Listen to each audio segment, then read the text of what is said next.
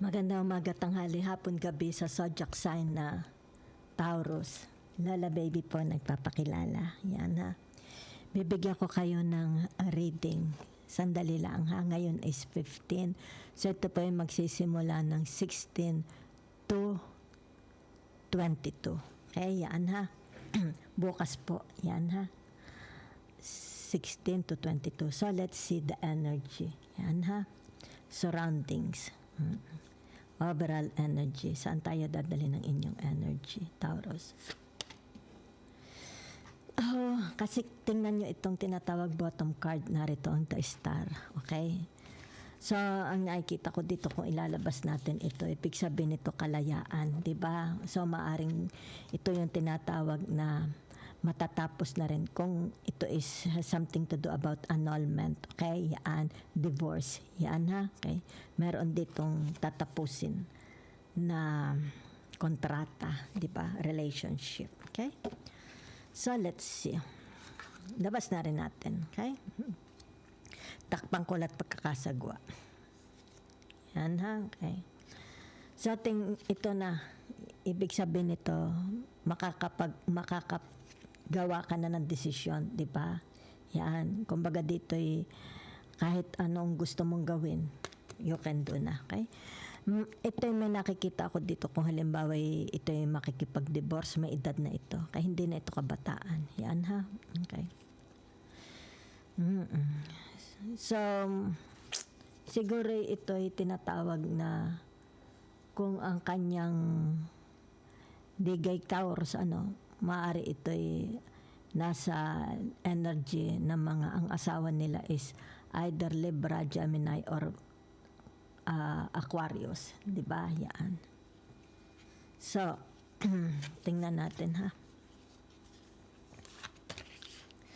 Lumabas dito ang tinatawag na death. Yan ha. Okay. So, meron ditong tinatawag na losses. Okay? Nakakaranas ng losses. Diba? Maaring sabihin natin the Taurus is malungkot. Diba? May mga pangyayari sa buhay niya na tinatawag magkakaroon na ng ending. Maybe a marriage. Okay? Magkakaroon ng divorce. Or a relationship, partnership. Diba? Yan. Pwede rin naman ito sa career, di ba? Kasi narito ang tinatawag na the Libra justice. Yan ha. So, kahit magkaroon ng tinatawag na termination of contract, nakikita mo siya, hindi pa siya nakaka-move on. Okay? Yan. Hindi pa. Kumbaga dito'y sariwa pa. Okay? So, naririto ang tinatawag na the world. Okay? So, ibig sabihin ng the world, di ba? It's like graduation, di ba? Achievements. Pero dito, tinatawag na kung ano man ito, di ba? Yan. Nagkaroon ng resulta, di ba? Outcome na ayon sa gusto ninyo, di ba? Okay? Kung halimbawa may kalabang kayo, di ba? Napahantong sa demandahan, sa barangay, sa korte, di ba? So, ibig sabihin nito, yung tinatawag na nararanasan ninyo. Okay? Matatapos din ito. Okay? So, I think nararanasan pa ninyo ito, di ba? Maaring labanan sa properties, labanan sa wealth, labanan sa marriage, labanan sa mga kaso, 'di ba? Baka sa career, sa trabaho, 'di ba? Baka sa union, 'di ba? Baka sa isang organization, 'di ba? May nararanasan kayo. So let's see. Okay? Tingnan ko lang. Punta ba na tayo sa inyong tinatawag na family? Isama na rin natin ang mga friends, 'di ba? Saan ito? Tingnan ko lang itong the Libra justice. Okay? So, meron ditong tinatawag na the 7. Okay? The 7 of the 7 of Wands. Yan ha. So, ibig sabihin nito, pinaninindigan. Ito, it's like naninindigan ka. Okay? Naninindigan ka sa iyong sinabi. Firm. You are very, very firm. Kaya yan, di ba? It's like, yan, pinaninindigan mo. Yan ha, okay. Pinaninindigan mo isang salita, pinaninindigan mo itong relationship na ito, pinaninindigan mo itong pinasok na ito. Okay? Pinaninindigan mo ang sinabi mo. Diba? So, tingnan natin ang the star. Okay? Yan. So, dito sa the star, narito ang tinatawag na the four. Okay? The four of pentacles. Yan ha. So, ibig sabihin nito yung tinatawag, kilala kayo. Okay? Kilala kayo siguro sa trabaho. Kilala ang inyong... Basta nakikita ko dito kilala kayo sa larangan. Okay? Larangan sa pagtulong. Kaya siguro star. Kilala kayo di ba? Maaring kilala kayo sa barangay, sa komunidad nyo, sa society. Kumbaga dito sa larangan ng kung ano itong ginagawa nyo, 'di ba? Yan, maaring sabi na nating vlogger ka na sa social media or natulong ka or sinasabing kilala ka sa, halimbawa nagtatrabaho ka sa ospital, 'di ba? Maaring sabihin nating ay kilala yang sarjon. Kilala ka lang, 'di ba? Doon sa larangan ng ginagawa mo. Okay? Yan. 'Yun lang po nakikita ko ha. So tingnan natin ang tinatawag na the emperor. Ay sandali. Okay? So, nakabaligtad ang tinatawag na the Taurus Venus. Okay? Yan. So, ibig sabihin nito yung tinatawag na it's about mababa. Okay? Yan. Meron kayong mga, nakakaranas kayo ng tinatawag na frustration. Okay? Yan. Dito. Okay? Yan, nakakaranas kayo ng frustration. Maaaring sabihin na nating nararanasan din ninyo ang doubts, may doubts kayo, 'di ba? Yan. Maaaring dito yung tinatawag may mga naglilihim sa inyo, 'di ba? Yan. Maaaring dito yung tinatawag very very confused kayo. Nako-confuse, 'di ba? Kasi nakabaligtad. Nako-confuse ka, okay? So tingnan natin ang tinatawag na the depth, okay? Taurus. So, narito ang tinatawag your strength, 'di ba? Yan. So, ibig sabihin nito, huwag itong it's like magpahina ng loob mo, okay? Kung may mga nararanasan kayo, huwag itong magpahina sa kalooban nyo, 'di ba? Kung may mga halimbawa sabihin na nating haharap ka sa korte, harap ka sa kung ano man ito, 'di ba? Yan. Kasi dito yan very very nako-confuse kayo, 'di ba? So whatever is this itong nararanasan ninyo, huwag kayong panghinaan, okay? Yan. Huwag kayong panghinaan. So let's see the world. Okay. So ibig sabihin nito yung tinatawag na meron ditong it's like your goals. It's about your goals, your ambitions, your dreams, love, 'di ba? Maring sabihin na nating matatapos na kung ano itong chapter, okay? Kung ano itong laban mo sa buhay mo, maybe it has something to do about marriage, career, 'di ba? Work, friendship, 'di ba? Relationship, commitments, 'di ba? Interaction, project, matatapos na. And ito ibig sabihin nito yung tinatawag, may magbubukas uli. Okay? Yan. May magbubukas. Kung ito yung magbubukas, ibig sabihin nito, prepare yourself. Yan ha. Since narito ang the death, ibig sabihin nito, prepare yourself for a new life, for a new tomorrow, for a new career, a relationship, di ba? Yan. So, let's see. Okay. Let's see your love story. Kung kayo man is single, married, or in a relationship, di ba? Let's see. Let's see lang. Okay? So, meron ditong tinatawag na the Eight of Cups. Yan ha? Okay. So, ibig sabihin ng tinatawag na the Eight of Cups is masyado kayong maapid, di ba? Yan, sandali lang ha. nakikita kasi dito yung tinatawag, very, very attractive kayo sa opposite sex, di ba? Ano ba ang the seven, Leo? Aris. So, teka muna ha. Maaring ito'y sabihin na nating may mga dinedate kayo. Pero hindi pa, you are not yet sure, di ba? Kung sino sa kanila ang pipiliin mo. Yan, kasi ito'y the seven, di ba? So, kaya dito narito ang tinatawag na the Libra justice, di ba? It's like sino sa kanila ang tototohanin mo. Diba? It's like, kung halimbawa may mga nakilala kayo sa social media, sa dating apps, or halimbawa sabi na lang natin, kasi masyado kayong attractive sa opposite sex, yan ha. So, ibig sabihin nito, siguro na you are fancying them too, pero hindi mo pa alam sino sa kanila ang tototohanin mo. Diba? Yan. Yung tinatawag na, yan, seseryosohin mo. Okay?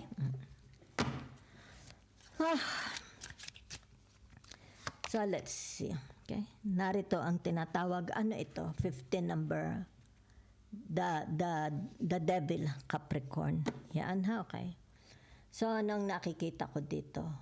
Tinatawag na ambisyoso. Merong ambisyoso ang taong ito. Diba? Ito yung tinatawag very, very vain. Okay? Vain. Yan. Maaari sabihin nating hindi siya makalabas pag walang makeup, di ba? Yan. Teka muna, huwag kayong magagalit ha. Hindi ko lang alam kung is this a profession niya. Okay? Yan. Profesyon. Ibig sabihin, trabaho niya. Maybe sabihin nating Don't get me wrong, ha? Kasi yun lang ang nakita ko, kailangan ko lang sabihin, maybe a prostitute, di ba? Sabihin na nating nagwa-work siya sa isang club, di ba? For the rich and famous. Kumbaga dito yung tinatawag na high-class prostitute, first-class prostitute. Pwede rin ito yung tinatawag Chippendales, di ba? Chippendales ba ang tawag doon? Yung mga lalaking, halimbawa ireregalo siya, 'di ba? Magi-entertain siya ng halimbawa mga bachelorettes na kinabukasan ikakasal, something like that. That's their profession, okay? Nakikita ko lang dito, okay? Yan, and they love what they are doing, okay? So kaya dito lumabas ang The Star, dito sila kilala, 'di ba? Yan. So maaaring sabihin na nating sila is mga VIP, ina-accompany nila yung mga mayayaman, di ba? Halimbawa sa dancing floor, di ba? Basta yun ang kanilang trabaho, di ba? Mga kinikater nila yung mayayaman. Pero ang pinupuhunan nila yung kanilang kagandahan, sarili, di ba? Yan. Yun lang nakita ko. So, ignore this, okay? Disregard this kung hindi naman kayo ito, di ba? Kasi narin ang The Star and the Four of Pentacles, di ba? So, naririto ang tinatawag na, ano itong number 9 na ito? Virgo Hermit, okay? Yan. So, ibig sabihin nito yung tinatawag na you are searching for the truth, di ba? I am. Kasi ito kayo, di ba? Ito nakikita. Yan. Siguro may mga hindi na ito, may mga edad na rin ito, di ba? Kasi kita mo naman dito, ano? Yan, oh. Siguro yung tinatawag na merong kalituhan, di ba? Kumbaga dito ay tinatawag na pinaghihinalaan mo ang tao na ito. Yan ha? So kung kaya dito, it's like you are searching for an evidence, di ba? Kung halimbawa yung mga kapartner nyo yan, o baka kayo, di ba? Baka yung mga kapartner nyo, pinaghihinalaan kayo. Kayo na lang po ha, kung sino, partner nyo o kayo, di ba? Ibig sabihin nito, naghahanap siya ng evidence, di ba? Something, proof, di ba? Yan, clue. Pwede rin, di ba? Para lang masatisfy. Kasi may it's like dito nakikita yung tinatawag kalituhan, confusion, okay? So maybe it has something to do. Kasi nasa ano tayo, di ba? Nasa love, romance, marriage, or kung kayo man is hindi married, di ba? So maaaring ito yung tinatawag na naghahanap siya ng pruweba, di ba? Maaring pinakikialman niya yung mobile ng kapartner niya, di ba? So let's see. Narito ang tinatawag na the hangman, di ba? Okay. So ibig sabihin ng the hangman na ito is yung tinatawag na cool ka lang. Okay? Kasi the death ito, di ba? Death is all about transformation, di ba? So ibig sabihin nito yung tinatawag na sa halip na ma-carried away ka ng iyong emotions, okay? Dito nakikita yung pagiging kalmado ninyo, okay? Yan, kalmado. So, it's like tinatawag na, yan, whatever, okay? It's like whatever the outcome, di ba? Yun. Nakikita lang very, very kalmado kayo, di ba? Kung halimbawa may napatunayan dito, so nakikita yung tinatawag pagiging kalmado ninyo, okay? Maybe yan ang traits ninyo, di ba? Hindi kayo basta-basta tinatawag na ano tawag dito? Na naaalarma. Okay? Yan. So it's more about sabihin na nating nasa isa kang sitwasyon, di ba? Let's say nasa pag-itang ka na nag-uumpugang bato. Yun na lang example, di ba? So, halimbawa, dalawang nag-uumpugang bato. Halimbawa, dalawang pamilya. Biyanan mo, pamilya mo, di ba?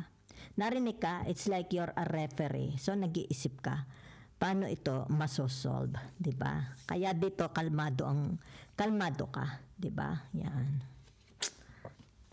So, it's like, halimbawa, sabihin na nating may problema sa bahay, whatever. Nakikita yung pagiging kalmado ninyo, di ba? Let's see, tinatawag na the world and the ace of pentacles yan. Okay, so kita ninyo, di ba? Ito yung tinatawag everlasting love, di ba? Eternal love. Okay. Yan, okay. So, ibig sabihin nito yung tinatawag the world kasi double confirmation the world na ito, ha? Yan, So, kung kaya nga dito, kita mo ito, di ba? Hubad ito. Yan, it's like nag-iisa, di ba? Okay? So, ibig sabihin nito, kung may papasok na bagong pag-ibig, di ba? Nasa love romance pa tayo, ha?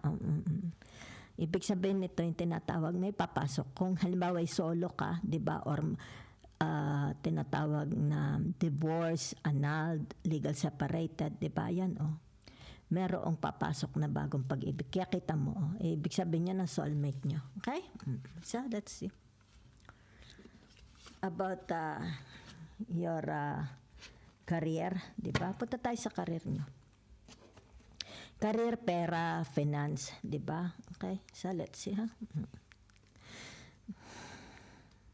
Kayo gay obstetrician ba ang tawag doon? Yung tinatawag na gumagawa ng mga salamin, yan. Parang ako, di ba, papunta ako sa obstetrician. Obstetrician ba ang tawag doon? Yan lang, ha, nakikita ko, trained. Yan, ha? Maaring for some of you here, ibig sabihin nito yung tinatawag makapal ang suot na salamin, di ba?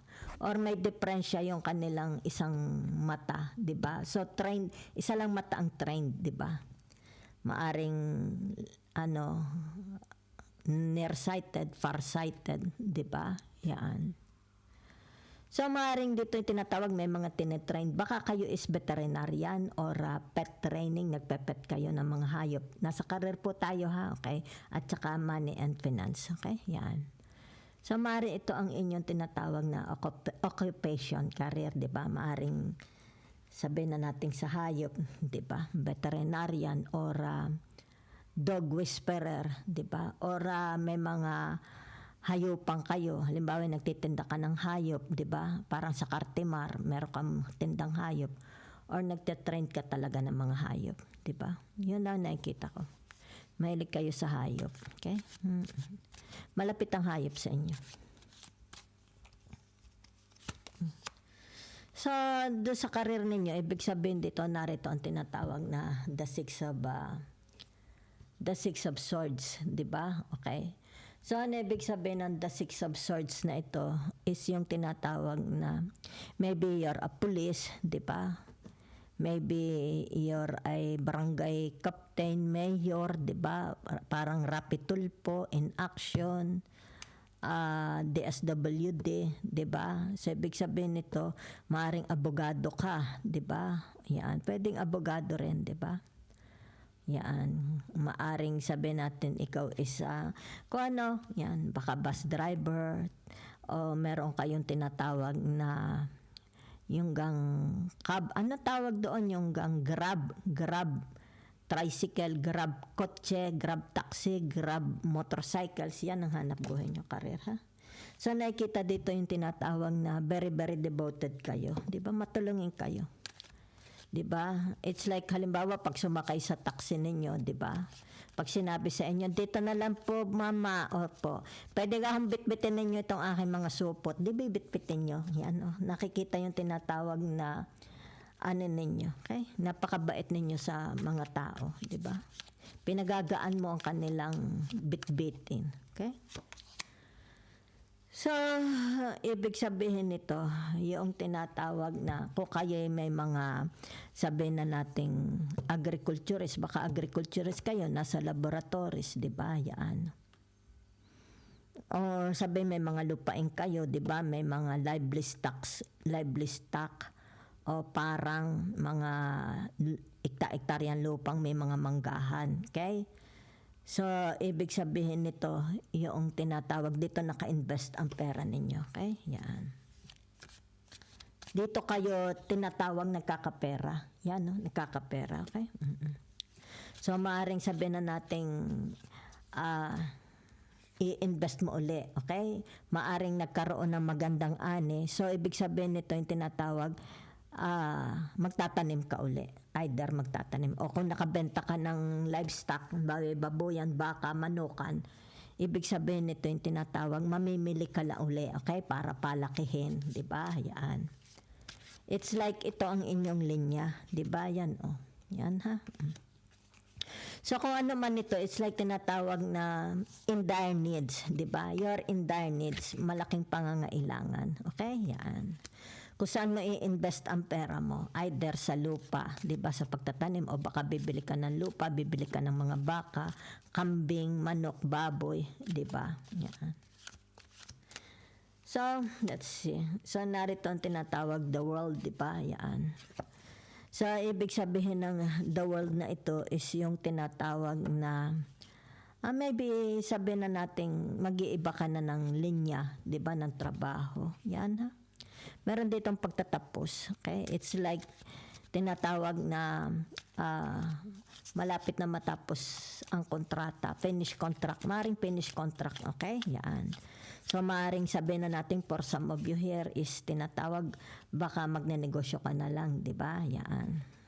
Okay? Or baka sabihin na lang natin, bibili ka na lang ng jeepney, ng taxi, di ba? Mag-grab ka na lang, something like that. O baka dito yung tinatawag, mag-ano ka na lang. Let's say, magbubukas ka ng veterinary clinics for hayop, para sa hayupan, di ba? Kasi narito, di ba? Yan. Kumbaga dito yung tinatawag na maybe nag-iisip kayo, di ba? Yan. Ng inyong pagkakakitaan. So, narito yung tinatawag na the Three of Cups. Yan, kasi narito ang the world. So, there is, ibig sabihin nito, the outcome is success, di ba? Nagkaroon ng tinatawag na finish contract. Natapos, di ba? Natapos ang project, natapos ang kontrata. Kaya merong tinatawag a toast, di ba? For Taurus, di ba? Yan. So, maganda, ha? So, about your money, yan o. Kasi may harvest, diba? Yan, nakita ninyo. Maraming ano, okay?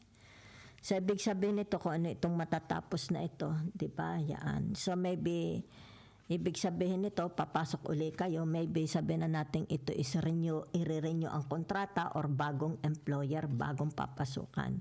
Pero meron ditong tinatawag na success, okay? Sa career, sa pera, harvesting, okay? Yan. So, tingnan naman natin about others, okay? Sabihin natin mga friends, ay hindi. Ano pag ang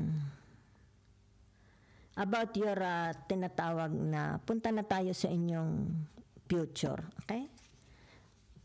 Meron bang usyusuhin lang natin, ha? Okay. Sabi naman, marunong ka pa sa Diyos, di ba? Hindi, usyusuhin lang naman natin, di ba? Yan. So, tingnan natin. Okay. The 5 of Cups. Yan, ha? Disaster aboard the space cruiser Sigma, but is all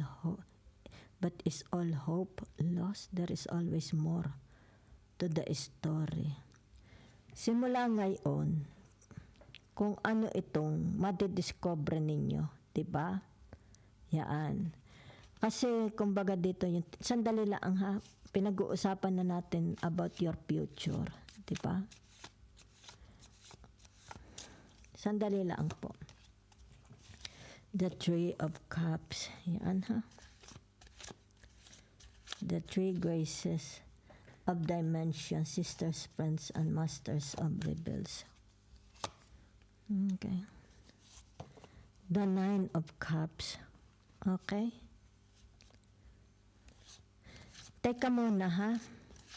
It's like dito yung tinatawag na meron kayong madidiscover. Okay. Ito'y tao. Ibig sabihin nito yung tinatawag na malalantad sa inyo ang kanyang tunay na kulay. Di ba? Ay, hindi ko lang, tingnan ko lang kung sino ang taong ito ha sa inyong buhay. Okay? The 5 of Cups, maaring ito'y, halimbawa sabihin natin, asawa mo, di ba? Relatives mo, or kaibigan mo, someone kilala mo. It's like hindi ito naglalalayo sa inyo, di ba? Yan. So, ibig sabihin nito yung tinatawag na meron itong tinatawag na, anong tawag doon? Dalawang pagkatao, di ba?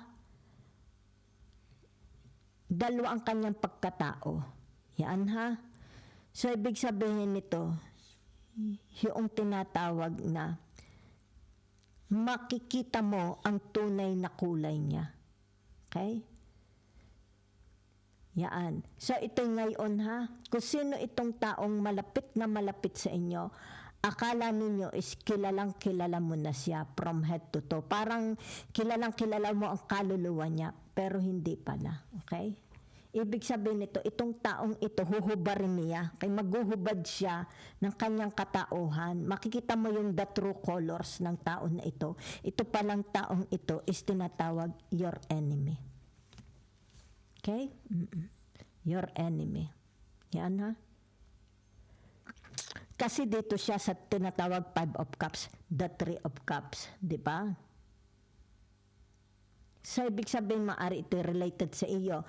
Maaring pinsan mo, asawa mo, side ng asawa mo, sa side ng relatives mo. Di ba?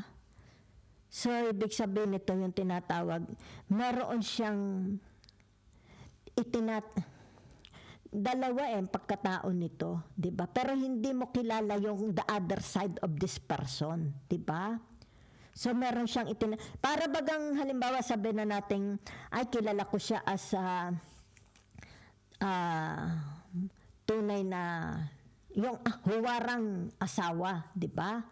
Pero dito ibig sabihin nito, malalaman mo, okay? It's like madidiscover mo na lang na huwaran siyang asawa, pero meron pala siyang tinatawag na itinatago. It's like pagka sa gabi, pagka sa araw, kung siya'y lalaki, di ba? Very responsible, lalaking lalaki, di ba? Machong macho. Pero pagdating ng gabi, bakla pala siya. It's like something like that, di ba? It's like nagsusuot siya ng makeup, nagsusuot siya ng damit pambabae. Yan ha. Yun ang nakikita ko. Meron dito, it's like tinatawag na kilala nyo. Okay? Akala mo kilala mo ang pagkatao niya. Kilala mo na siya, 'di ba? It's like basang-basa mo yung kaluluwa niya, 'di ba? So ibig sabihin nito mahihindik kayo, mahihindik.